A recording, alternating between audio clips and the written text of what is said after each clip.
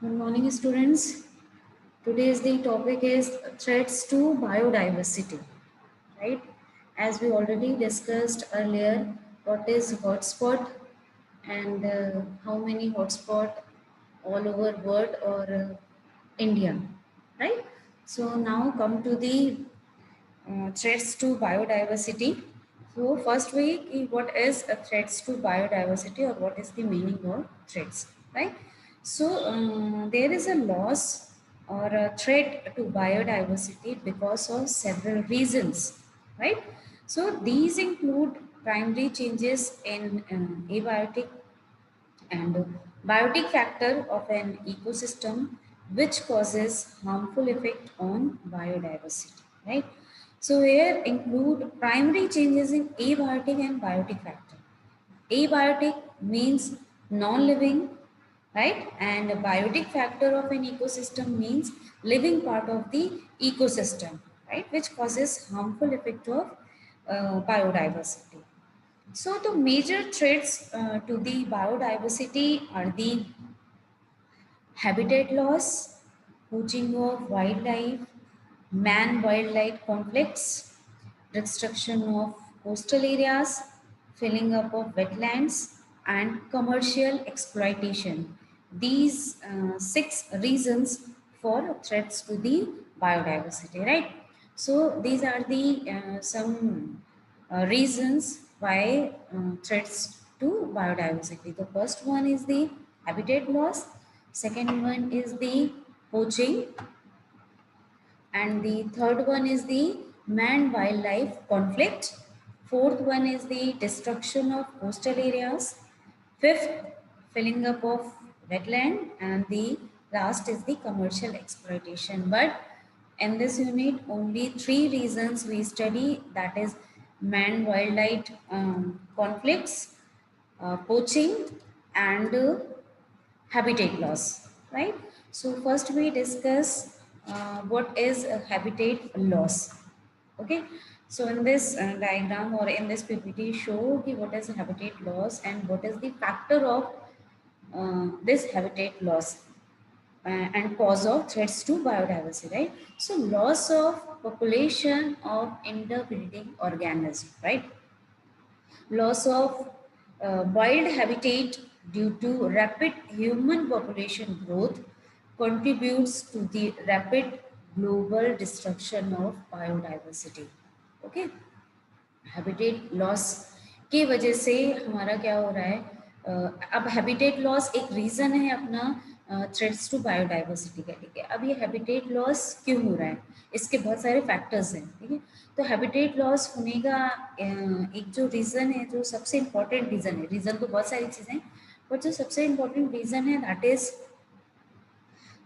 Interference of human being, ठीक है? कहीं ना कहीं डायरेक्टली इन्वॉल्वमेंट ह्यूमन बीइंग का है या फिर इनडायरेक्टली ह्यूमन बीइंग का है, ठीक है? उसके वजह से ये हैबिटेट लॉस हो रहा है और यही रीज़न है जिससे हमारा threats to biodiversity, right? So human being कभी डायरेक्टली या कभी जान के और कभी इनडायरेक्टली, मतलब ना चाहते हुए भी उनको ऐसा करना पड़ रहा है जिसकी वजह से हैबिटेट लॉस हो रहा है. अब first, what is the meaning of habitat, right? So habitat means living or a home, ठीक है?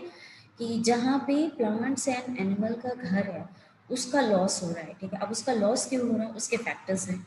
जैसे फर्स्ट फैक्टर है deforestation. First is deforestation, and this deforestation means forest or a grassland cleared for agriculture or development. Species disintegrate due to habitat loss, ठीक है?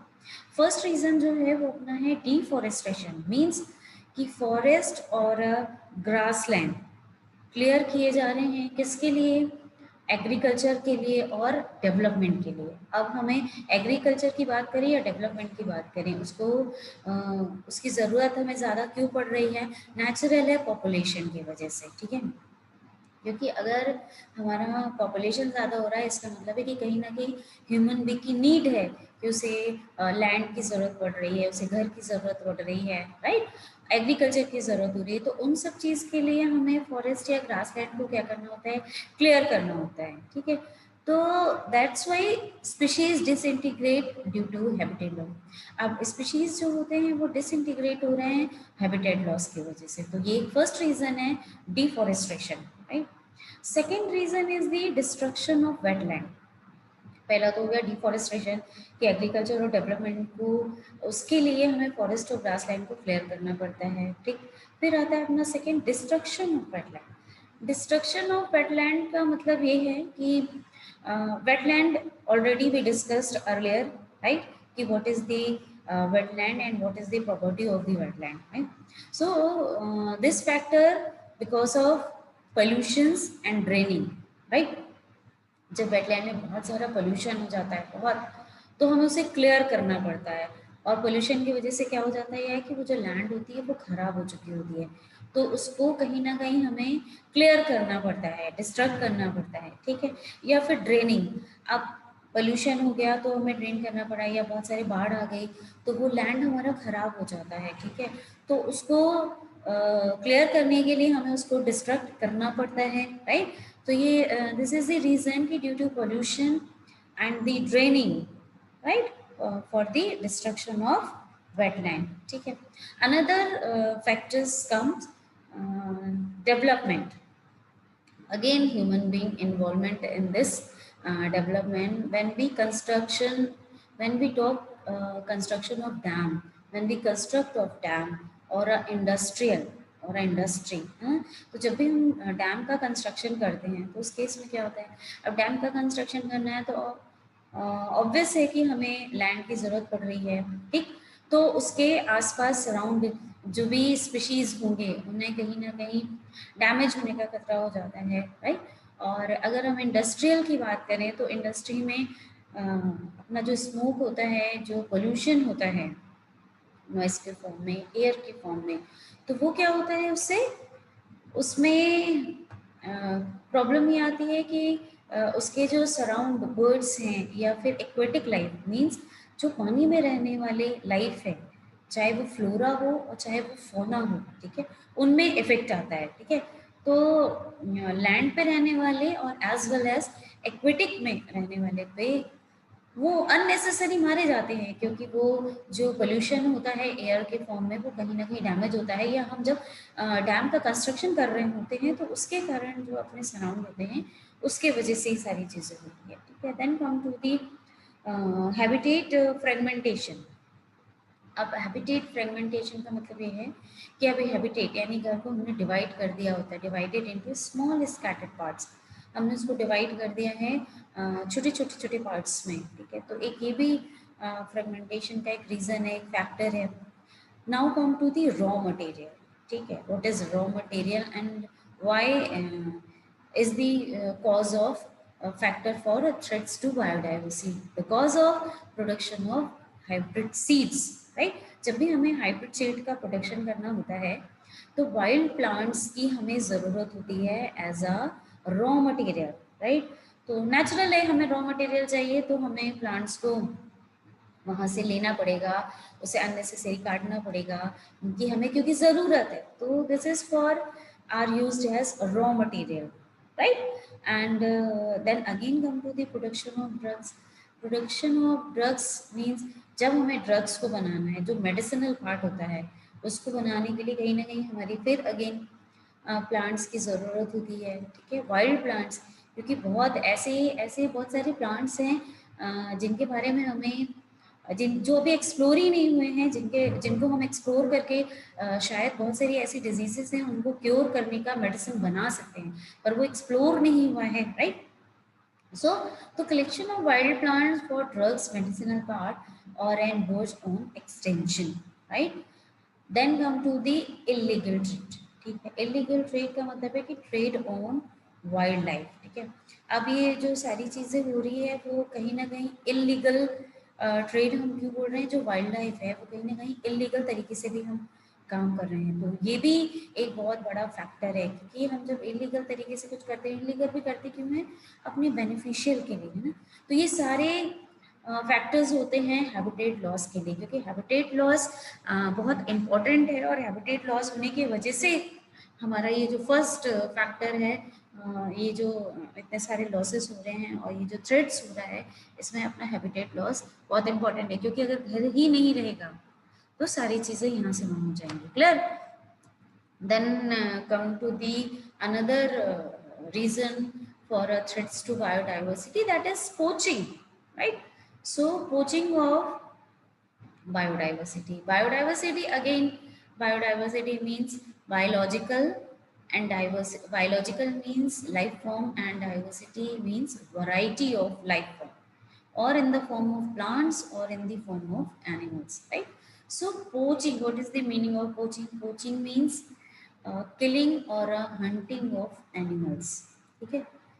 हम animal को या plant का जब हम इलीगल तरीके से उसे हंट करते हैं, किलिंग करते हैं, ठीक है, तो उसको हम बोलते हैं पोचिंग। ठीक है, तो ये भी एक बहुत बड़ा फैक्टर है बायोडाइवर्सिटी के थ्रेट्स के लिए। आप देखो इसका क्या फैक्टर हो सकता है। पोचिंग एक रीज़न है, पर इसके फैक्टर्स क्या हैं, किस लिए हमको ये पोचिंग की ज़रूरत पड़ती है और हम क्यों करते हैं। तो first one is the human population. ठीक है, अब ह्यूमन पॉपुलेशन कैसे रीजन हो गया। Human population, increase in population increase pressure on forest resources. ठीक है, जब हम अब जब हम ह्यूमन पॉपुलेशन की बात करते हैं तो पॉपुलेशन क्या हो रहा है, बहुत इंक्रीज हो रहा है, राइट। पॉपुलेशन बहुत इंक्रीज हो रहा है और उससे क्या होता है, प्रेशर बहुत बढ़ रहा होता है फॉरेस्ट रिसोर्सेज की। रिसोर्सेज का मतलब होता है जब हमें फूड की ज़रूरत है, ठीक है, तो हमें फूड मिल जाता है, तो वो एक रिसोर्स हो गया। जब हमें पानी की ज़रूरत है, ठीक है, तो हमें वो वाटर के फॉर्म में मिल गया। तो ये रिसोर्सेज जब कम होने लगते हैं, ठीक है, क्यों, क्योंकि जब हम पॉपुलेशन बढ़ रही है, प्रेशर बढ़ रहा है फॉरेस्ट रिसोर्सेज का। या तो हम इसको ऐसा भी बोल सकते हैं कि poaching of wild life for sport making profit and for a human consumption, right? So wild species are hunted for their fur, tusks, meat, thorns, right? So various animals and their purpose of producing articles or a use are summarized, right? So habitat loss again occur when man introduces species from one area into other, disturbing the balance of existing community, right? So species are lost due to destruction of natural ecosystem. Okay, so first factor is human population. Again second factor is the commercial activity. जब हम illegal तरीके से wild life product का smuggle करते हैं, ठीक है, चाहे वो प्लांट्स हो और चाहे वो एनिमल हो, ठीक है, उसको जब हम स्मगल करते हैं कमर्शियली, यानी कि कमर्शियल जहाँ वर्ड टर्म आता है दैट मीन्स मनी की बात कर रहा हूँ, तो इसे हम इलीगल तरीके से स्मगल करते हैं, चाहे उसका फर हो, हॉर्न्स हो, टस्क हो, हर्ब्स हो, राइट। और इसके जो बहुत सारे इम्पोर्टर्स हैं, इम्पोर्टर्स में कौन कौन से हो सकते हैं, हो सकते हैं अपने यूरोप, अमेरिका, जापान, हांगकॉन्ग। तो this are the importers where this is smuggle of wildlife products like fur, horns, tusk, live specimen and herbs. Okay, another example. Let's take example. We explain. First one is the male gorilla for body parts. ठीक है, जो mail gorilla होता है, ठीक है, वो किसके लिए यूज होता है, बॉडी पार्ट्स के लिए यूज होता है। ठीक है, अगर हम बात करें ब्लू मर्फो बटरफ्लाई की, बटरफ्लाई होती है वो किसके लिए होती है, अट्रैक्टिव ट्रे के लिए, जहाँ पे देखो सारी चीज़ें बनती हैं वो वहाँ पे ये बटरफ्लाई यूज होती है। एलिफेंट की फीट को हम यूज़ करते हैं फॉर एश ट्रे, राइट। फिर एलिफेंट को यूज़ करते हैं फॉर इवरू, ठीक है, ये भी एक इवरू मतलब होता है एक ऐसा लिक्विड फॉर्म में एक ऐसा कंपोनेंट होता है, जब हम उसका टस्क बनाते हैं, जब उसका टीथ बनाते हैं तो वहाँ पे वो यूज़ होता है, right. And Bengal tiger, tiger बहुत ही फेमस अपना एनिमल है ना। तो वो देखो सोल्ड होता है कितने में, $1 लाख इन मार्केट, राइट। तो ये तो कुछ एग्जाम्पल्स थे, राइट, कि हम किलिंग और हंटिंग क्यों कर रहे हैं, क्योंकि ये देखो ये सारे कमर्शियल रीजंस हैं जिसकी वजह से हम इन सब चीज़ों को करें, क्योंकि बंगाल टाइगर को ही हम अगर $1 लाख में सोल्ड करते हैं तो आप ये सोच सकते हैं कि कितने टाइगर्स या कितने एनिमल्स हैं जो जिस इसीलिए स्मगलिंग की जाती है ताकि हमें यहाँ पे बेनिफिट मिल सके, राइट।